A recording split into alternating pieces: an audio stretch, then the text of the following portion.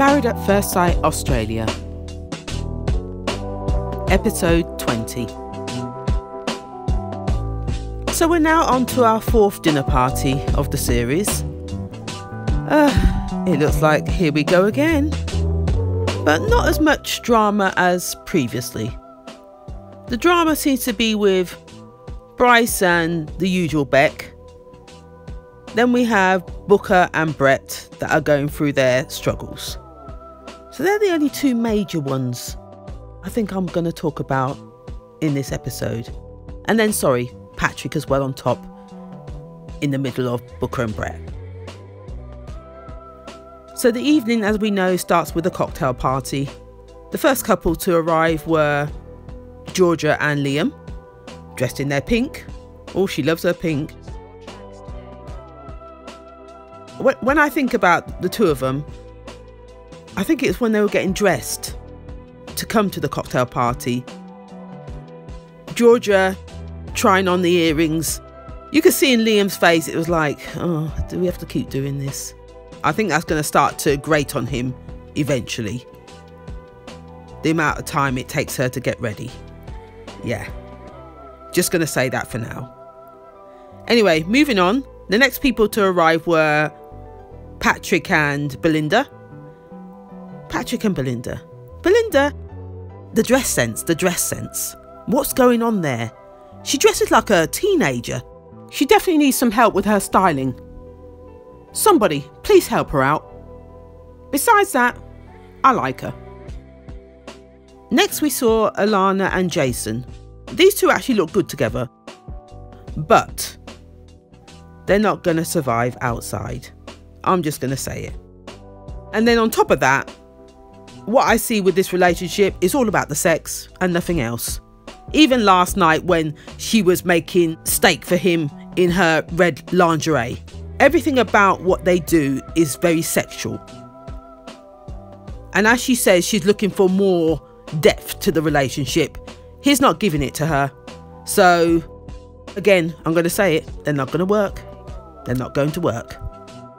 However, I did like how they got Belinda and Patrick to sort of come out of their shell with the art drawing task they set them. That was good. That was good. So moving on, we then saw Johnny and Kerry. They looked loved up. These two are getting on well. I've got nothing more to say there. Straight behind them, we had Beck and Jake. I don't know.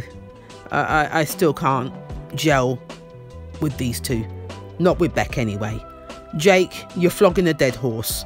You need to leave that alone because you're going to break your heart. Give it another 2 days, you're going to break your heart again. It's just a waste of time. And then on top of that, we saw Beck talking with the girls about the letter that she received from Bryce and Melissa, but we know it was mainly to do with Bryce, about calling their relationship artificial. And I'm sorry, but I'm going to have to agree. I'm actually going to have to agree with Bryce. Yes, with Bryce. Everything about her to me is artificial. The personality, the fake laugh, the way she presents herself to everybody that her relationship is wonderful. Ugh, I can't. I just can't. So when Bryce mentioned the word artificial, I get it. I do. But I'm sure we're going to see further down in the dinner party today that conversation come up again.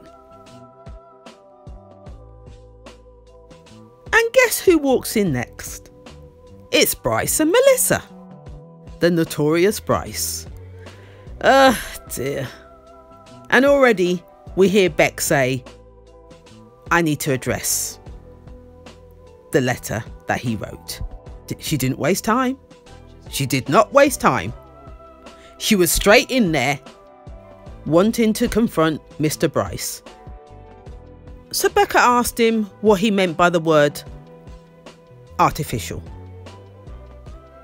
And Mr. Bryce tried to play it off very much like, what I meant by that was, 1 minute you're fine, next minute you two aren't talking. That's what I meant by artificial. And then when you saw him talking to the camera afterwards, he said that just to get her off his back. But that's not what he really meant. That's not what he meant. And we all know that. He just didn't want to get into any argument today. Not again. So he was trying to take on the matchmaker's advice in regards to how he controls his temper, how he deals with situations. So this is the start of something here. Whether he's going to be able to keep this up, I don't believe it. When you saw Becca speaking to the camera after that conversation, she herself knew, nah, he meant more by that word artificial. It's just fake. Those were her words. He's just being fake. Yeah. So as I said, I don't think we've seen the end of this conversation. This is going to continue. Beck is not going to let it go. We know she likes to poke the bear. She likes poking the bear. Next we saw Patrick having a word with Jake about the letter that he had written to Booker and Brett, and how he was feeling very nervous about what he had written and whether it would backfire on him today. Dear. He's been stressing since he walked in the door, let alone in the taxi, let alone when he was getting dressed to come to the party. Oh dear. This guy can't sleep. The stress is too much. The stress is too much. He thought he was doing these guys a favour, but he's having his doubts now. Oh dear. Patrick. Well, we're just going to wait and see what happens next.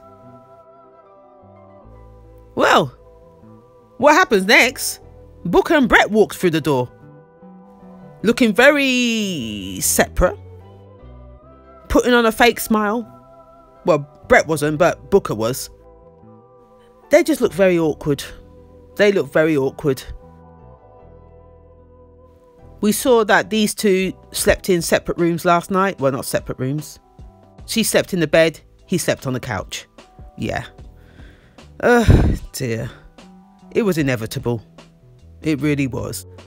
We know these two aren't getting on. And I'm sure we're going to hear more about it later. Did you see how Brett reacted to Patrick when they walked in?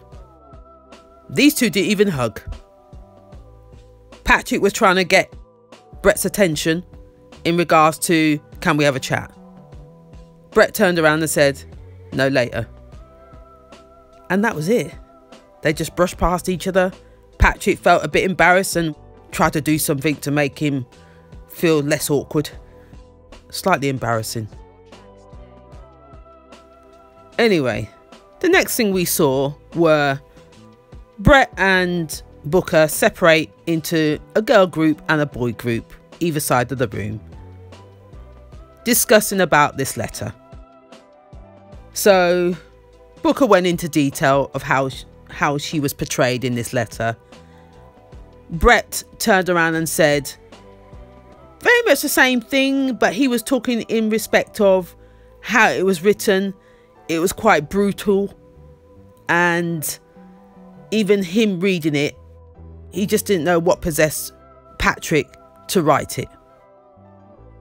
But Patrick probably thought he was trying to help his friend because his friend wasn't being open enough with Booker about how he was really feeling. So Patrick thought, let me write it so she gets it. I don't know. I sort of get where Patrick was coming from. I do get where he was coming from. But there's some people that can't receive information like that and not take it too personal. And we can see Booker as that type of person that took it very personally. It was an attack on her character. I just don't know what more to say. It's done now. It's all out there. Are these two going to come back from that? From that attack? Are they going to kiss and make up? I can't see it. I can't see it because Booker's going to hold this. She's one of those people that once she gets her teeth into something, she ain't letting it go.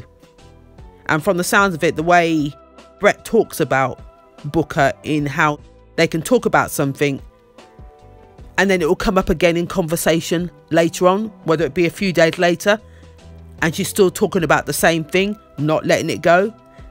That's the character I'm talking about here. I'm not too sure she's going to be that type of person to let anything go, no matter what. So whether they make up or not, I just can't see it lasting. And these two were my favourites at the beginning. But now I'm starting to see her characteristics on a much deeper level. I can't see it working. I can't see it working.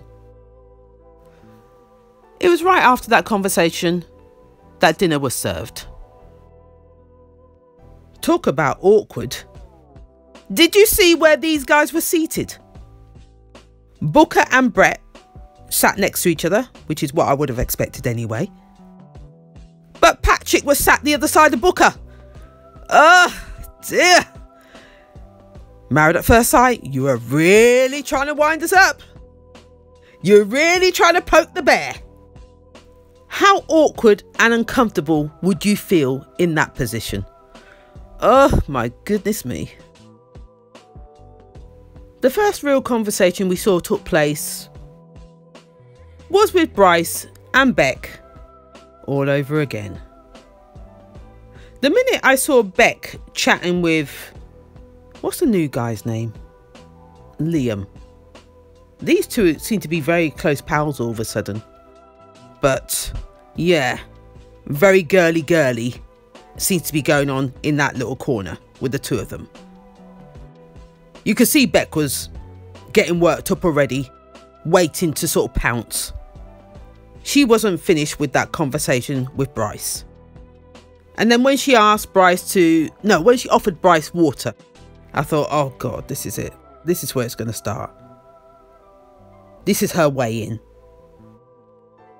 About, oh, you seem very different tonight. You seem very different tonight, Bryce.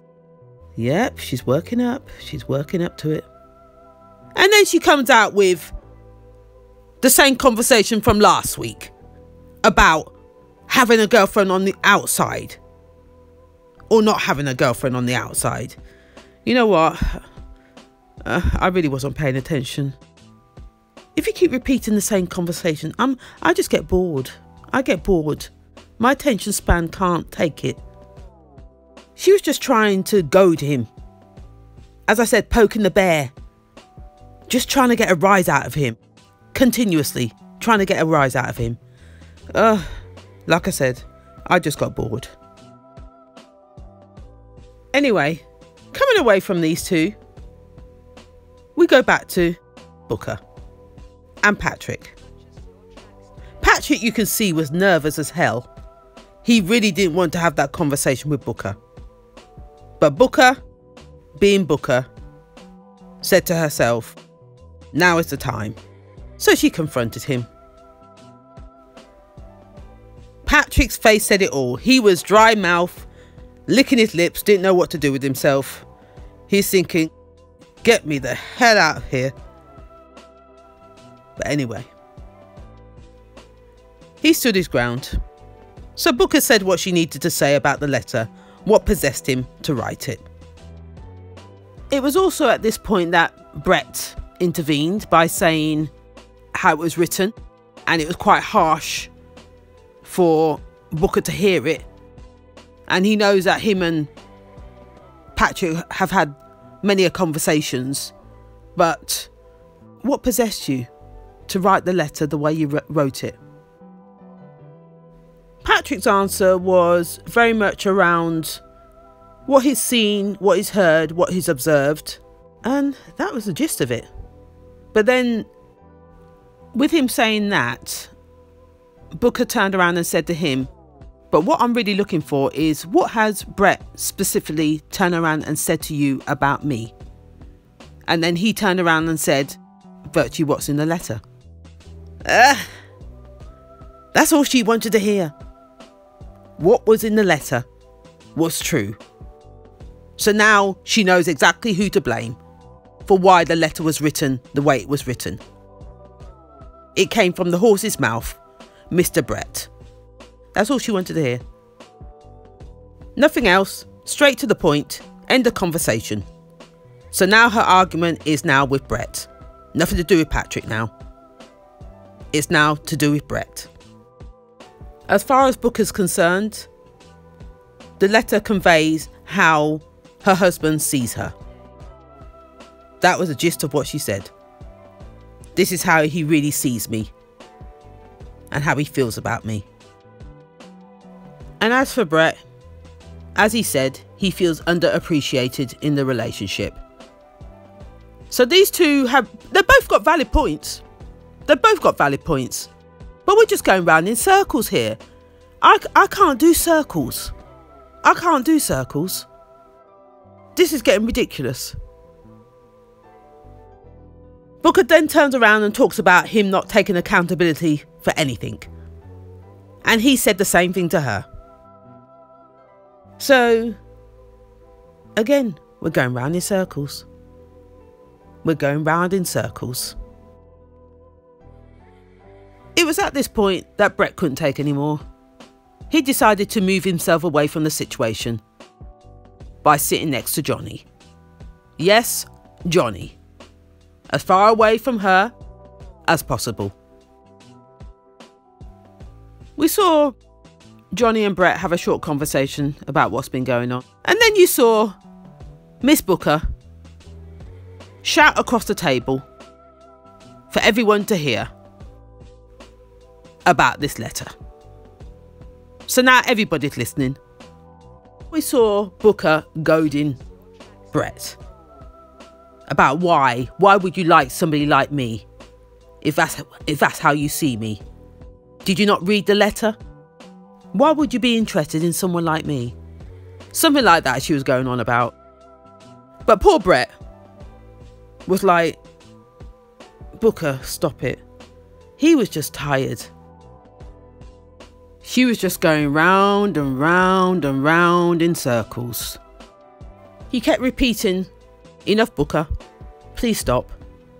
Just stop it. Very quietly under his breath. He just had enough. Eventually she said, I'm going to stop. And she said, sorry. Sorry for what? I don't know. For goading him? I'm not too sure what she was saying sorry for. We did see Brett in tears during that party. It all just got too much. And even after she said sorry, she was still going in with her girlfriends, chatting about him very negatively and just going on. I thought the conversation was done when she said sorry. But she was still going in, bitching in the corner with the girlfriends about Brett. I'm done. I've had enough. The next conversation we saw was with Johnny, Patrick and Brett. Johnny was the instigator to try and bring these two together to talk. They didn't really have any bad words to say about each other. Patrick put his point of view across. Brett told him, I know you wrote that letter from a pure heart. But it was really the words, the world evolves around Booker, that upset the dynamics. But as he says, I know it came from a pure place. And that really was it. Then they hugged it out. End the conversation. The next conversation we saw was Patrick's talking to Booker about how their task went in regard to the dinner date. And she relayed what she did, dressed up like a 50s housewife, printed so many pictures of Brett's face to put around the apartment. And yeah, the conversation went left again. Brett turned around and said, yeah, she took the piss. That's what he said. She took the piss. Booker's answer behind that was, we both have different styles of humour. He just doesn't like mine. To be honest, he doesn't really like anything about me. Something like that, she said, very sarcastically. Here we go again. And then I think it was Bryce that intervened and said something about how it's been going. And she turned around and said, I think my marriage is ruined. Yes, that's what she said. I think my marriage is ruined. Everyone heard, the whole table. Everyone was in shock. And at the same time were thinking, did I just hear what I thought I heard? Yes, you did. She said, I think my marriage is ruined. And that discussion started all over again between the two of them, with the whole table involved. Booker eventually apologised. She said sorry for making him feel the way he does. And Brett accepted her apology. But on the back end of that, I was expecting him to turn around and say the same. And I actually get where he's coming from. I do. He wants to apologise, but he wants it to be heartfelt when he does it. Because I don't think hers was. I don't think hers was. She did it because everybody was watching. It ended with her saying, I'm done. It ended with her saying, I'm done. So am I.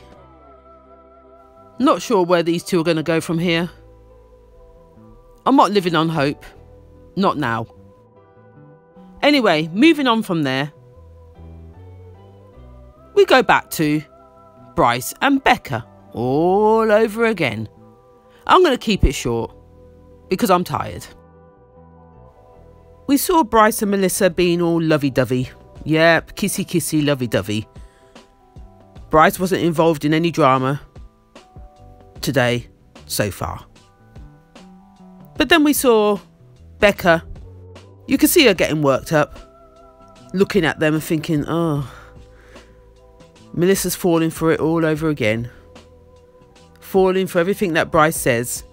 He's telling her everything she needs to hear to make her feel comfortable. That statement, I believe. That coming out of Beck's mouth, I actually believe that. He's feeding her everything she needs to hear to make her feel secure in the relationship. So that I have to agree. But you can see Beck was working up to something. She just didn't want to leave it there. No. It's like, what's she going to say next? What's she going to say next? What's she going to say next? Well, it didn't go the way I thought it was going to go. What happened was Bryce went towards the boys and was chatting with the boys. Melissa was by herself. So it was Beck and her pally friend. What's his name? The new guy. Liam. I don't know what's going on with those two. They seem to be very pally. They called Mel to come join them. I thought, here we go. This is going to be her way in. But first we saw Liam trying to get Melissa to loosen up. Yeah. I'm not too sure Melissa knew how to take him. She found him quite, not sure about you. Yeah, it was very much like that. And then we saw Beck, yes Beck, talking about the gym incident all over again.